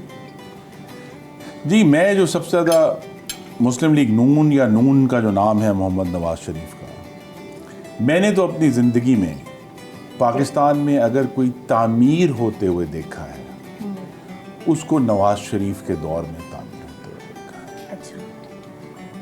अब आप उसको कंस्ट्रक्शन कह लें, आप उसको डेवलपमेंट कह लें, आप उसको इम्प्रूवमेंट कह लें, लेकिन जब भी देखा है वो नवाज शरीफ के दौर में देखा है। तो बहुत सारे लोग जो हैं वो इस सारी चीज़ को चैलेंज करते हैं कि देखें करप्शन है, ये है, वो है। वो एक सेपरेट सब्जेक्ट है जिस पे हम बात कर सकते हैं, ठीक है। लेकिन जो तामीर है मुस्लिम लीग नून की और नवाज शरीफ की, اس کو کوئی چیلنج نہیں کر سکتا. سر اور میں اور اس مریم نواز کی کارکردگی کیسی؟ جی ان کی کارکردگی کا بھی امتحان ہو رہا ہے آج کل. اچھا. اور اس کا بھی نتیجہ آنا باقی ہے. انہوں نے ایک نئے طریقے سے آغاز کیا, غیر روایتی آغاز کیا. ہم کیا چاہتے ہیں اپنی حکومت سے؟ حکومت بجلی سستی کر دے گی تو ہم خوش ہو جائیں گے. مثلا آج کل سیلاب ہے, بالکل ہمارے بہت سارے بھائی اور بہنیں اس سے متاثر ہوئے, لیکن جہاں حکومت نے کام کیا اور وہاں سیلاب نہیں آیا, لوگ نہیں ڈوبے, کوئی کریڈٹ نہیں. بالکل. when things go right there is no credit. ٹھیک ہے, مثلا میں اپنے شہر کی مثال دیتا ہوں کہ ہم نے جب مجھے اللہ نے موقع دیا تو ہم نے بے شمار سیوریج ڈالا, اور بہت ساری اب ایسی آبادیاں ہیں جہاں کبھی پانی کھڑا نہیں ہوتا. لیکن ظاہر ہے وہ باقی ہمیں تو, مجھے ہر دفعہ ہار تو نہیں ڈالتے نا ہر بارش کے اوپر آ کے. What is actual governance? یہ بڑے گہرے سوال ہیں جن کا تعلق ہے اس سوال کے جواب سے کہ کیا مریم بی بی کی حکومت اچھی جا رہی ہے کہ خراب جا رہی ہے. ٹھیک ہے سر, کوئی مشورہ مریم نواز صاحبہ کو دینا چاہیں؟ جی میرا مشورہ ان کو یہی ہے کہ جو آپ کے لوکل نمائندے ہیں, چاہے وہ ایم پی ایز ہیں یا ایم این ایز ہیں, ان سے اپنی مشاورت کو بڑھائیں. یہ بھی تجربے نے کم از کم مجھ پہ واضح کیا ہے کہ یہ صرف آپ کے کولیگ نہیں ہیں, یا یہ پھر آپ کے لیے نوسنس نہیں ہے کہ یہ کام لے کر آ جاتے ہیں. یہ سورسز آف انفارمیشن ہیں, یہ آپ کو پلس دے سکتے ہیں کسی بھی انٹیلیجنس رپورٹ سے بہتر کہ عوام کیا سوچ رہے ہیں اور عوام کدھر جانا چاہتے ہیں اور عوام کی پرائیورٹی کیا ہے. ٹھیک ہے سر, جیسا آپ نے کہا, تو کیا آپ کو لگتا ہے کہ جتنے بھی ورکرز ہوں, بے شک وہ کسی بھی جماعت کے ہوں, ان کو سائیڈ لائن کر دیا جاتا ہے کسی نہ کسی پوائنٹ پہ؟ جیسے آپ نواز شریف صاحب کو بھی پیغام بھجواتے رہے مگر انہوں نے آپ سے ملاقات نہیں کی تھی, تو آپ لوگ کیا ایکسپیکٹ کرتے ہیں ان سے کہ بیسیکلی کام تو آپ لوگ کر رہے ہیں, they are representative of the country, but حلقوں میں لوگوں کے مسائل تو آپ لوگ دیکھ رہے ہیں. میرے والد صاحب جب میں پہلی دفعہ الیکٹ ہوا 2008 میں, تو مجھے انہوں نے اگلے دن کہا کہ آپ نے ایک بات یاد رکھنی. انہوں نے کہا آپ کے پاس لوگ آئیں گے اپنے کام کے لیے, کسی کا کام ہوگا نہیں ہوگا, لیکن وہ اللہ کے پاس ہے کس کا کام ہوگا. لیکن جو آپ کے ہاتھ میں ہے وہ آپ نے اس میں کبھی سستی نہیں کرنی, کہ جو آپ کے پاس آئے اس کو عزت دینی. ماشاءاللہ. تو جو سٹیزن ہے اس کی پہلی ڈیوٹی ہماری as an elected representative and جو سرکار ہے وہ یہ ہے کہ آپ نے اس شہری کو عزت دینی ہے. انگریزی میں اس کا ایک بہت خوبصورت لفظ ہے dignity. Not respect, dignity. Dignity as a citizen, dignity as a human being. اچھا سر, آپ کے مقابلے میں بڑے ینگ لیڈر تھے پی ٹی آئی کے, عارف حبیب جٹ صاحب, وہ کیسے بازی لے گئے؟ مطلب آپ لوگوں کی تو ایک لیگیسی بھی ہے. یہ اللہ تعالیٰ کی طرف سے ایک آزمائش آنی تھی, وہ آ گئی ہے. اس میں اور بھی کچھ معاملات انوالو ہیں. میں کوئی ایکسکیوز نہیں دوں گا, میں صرف کہوں گا کہ ایک آزمائش ہے میرے اوپر بھی اور کچھ حد تک اس حلقے پر بھی. وہ آنی تھی, وہ آئی ہے. ہم نے تو ابھی بھی کوشش اپنی جاری رکھی ہوئی ہے کہ جو ہم خدمت کر سکتے ہیں, امپروومنٹ کر سکتے ہیں, ڈیولپمنٹ کر سکتے ہیں, وہ جاری رکھیں اور وہ ہم جاری رکھیں گے. اچھا سر, آپ نے بلاول بھٹو صاحب کے ساتھ بھی سفر کیا. ہاؤ ڈو یو سی ہم؟ بلاول صاحب واز ایکسلنٹ. ہاں, انہوں نے, اب دیکھیں نا, وہی بات ہے, وقت کے ساتھ ساتھ آپ نے انہیں آج, لوگوں نے آج نوٹس کیا ہے. جی. مجھے وہ دن بھی یاد ہے جب وہ پہلے دن 2018 کی پارلیمان میں آئے تھے. اچھا. انہوں نے پہلی تقریر کی تھی, مجھے وہ بھی یاد ہے. اوکے. اور انہوں نے اس کے بعد سے بہت زیادہ امپروو کیا ہے, سمجھا ہے, انڈرسٹینڈنگ امپروو ہے, بولنے کی جو صلاحیت ہے اس میں امپروومنٹ آئی ہے. تو ہمارے ڈیلیگیشن جس کے وہ سربراہ تھے, ہی ڈیڈ ریئلی ویل.